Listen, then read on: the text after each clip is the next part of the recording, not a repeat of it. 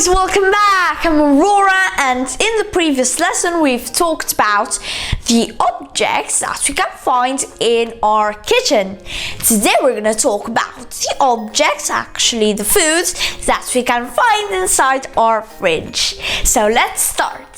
The first food that we can find inside our fridge is uova.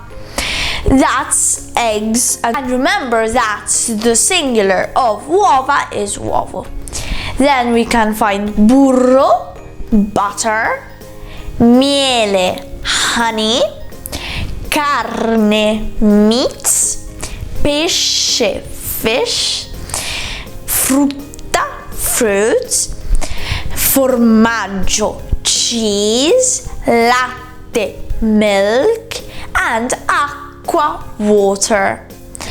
In the next lessons, we will start talking about the verbs. We've already talked about the personal pronouns, and then we will learn how to conjugate the verbs to make a real sentence. I hope you liked the lesson of today. Put a thumbs up if you liked the video, subscribe, and remember, verde, bianco, rosso. Bye!